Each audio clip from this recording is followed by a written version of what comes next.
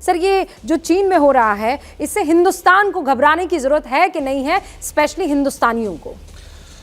नमस्कार रुबिका जी, इससे हमें बिल्कुल घबराने की ज़रूरत नहीं है और मैं आपके माध्यम से पूरे देश को ये बताना चाहता हूँ कि कृपया पैनिक ना हो, ना ही हमें फैलाने की ज़रूरत है। इंडिया में अगले 6 मंथ से कभी भी कोई वेव नहीं आने वाली है। इसका रीज़न मैं बताता हूँ क्यों। जो ये चाइना में हो रहा है वो हमारे यहाँ वो हो चुका है जनवरी 2022 और अप्रैल 2021। उसके कारण हमारे कम्युनिटी में, हमारे पॉपुलेशन में एक हाइब्रिड इम्यूनिटी का संचार हुआ है। हमारा वैक्सीनेशन कवरेज भी अच्छा है, जिसको हम वैक्सीनेशन कवरेज प्लस हमारी नेचुरल इम्यूनिटी, इसको जो हाइब्रिड इम्यूनिटी होती है वो हमारे यहाँ काफ़ी अच्छी है। दूसरी बात, चाइना तो उसका टाइम भी तो ख़त्म हो गया होगा ना डॉक्टर साहब? मतलब बूस्टर डोज का वक्त आया है कि नहीं आया है? हमें उसे टॉपअप करना है कि नहीं करना है? अगर आप देखेंगे, नेचुरल इन्फेक्शन से बड़ा बूस्टर कुछ नहीं होता है।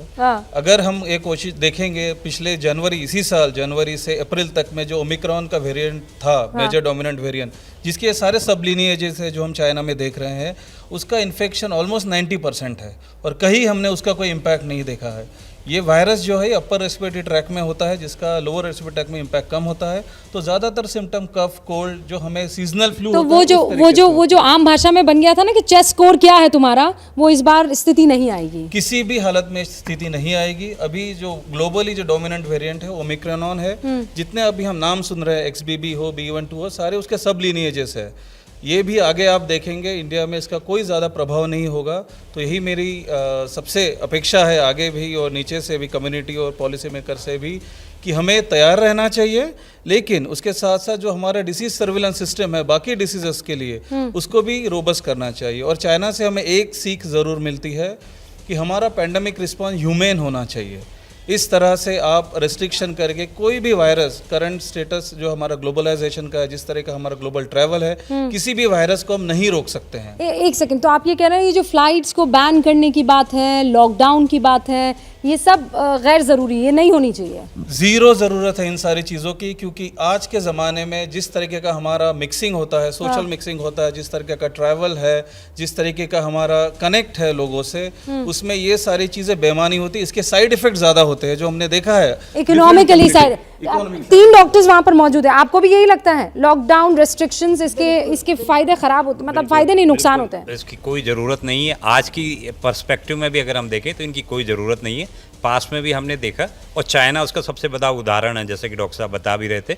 चाइना ने जो सबसे इम्पॉर्टेंट चीज़ किया वो किया कि उन्होंने लॉकडाउन कर दिया उन सब एरियाज़ में जहाँ पे कि इन्फेक्शन स्प्रेड हुआ, और आज उसी के कारण से ये सब चीज़ वो भुगत रहा है। वहाँ पे और लोगों की इम्यूनिटी जो थी वो कम थी, हर्ड इम्यूनिटी नहीं मिल पाई है। डॉक्टर गर्ग, आप भी यही कह रही है, लॉकडाउन वगैरह की कोई रेस्ट्रिक्शन की कोई ज़रूरत नहीं है? कोई ज़रूरत नहीं है, क्योंकि आप देखें चाइना ने रिस्ट्रिक्ट करके क्या किया, उसने अपनी इकोनॉमी ख़राब की, उसने इम्यूनिटी से कॉम्प्रोमाइज़ किया, और साथ ही साथ में बाकी कोई प्रोग्राम्स नहीं किए। उस पीरियड में ये नहीं उन्होंने सोचा कि हम एल्डरलीज को इम्यूनाइज़ कर लें, कुछ भी नहीं हुआ। वेयरएज जबकि हमारे देश का हम देखें, हमारे पास में डबल इम्यूनिटी है, plus we have got vaccine immunity, natural immunity.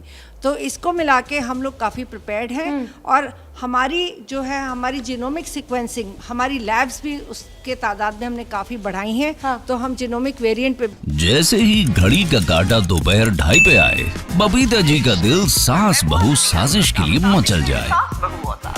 और ये है इनकी बहू, पूरे दिन ऑफिस की टेंशन हो जाए गॉन जब ये करें अपना फेवरेट शो फ्री टाइम पे ऑन।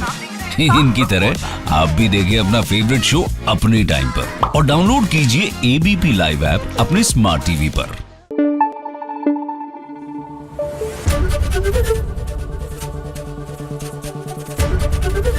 ABP न्यूज आपको रखे आगे।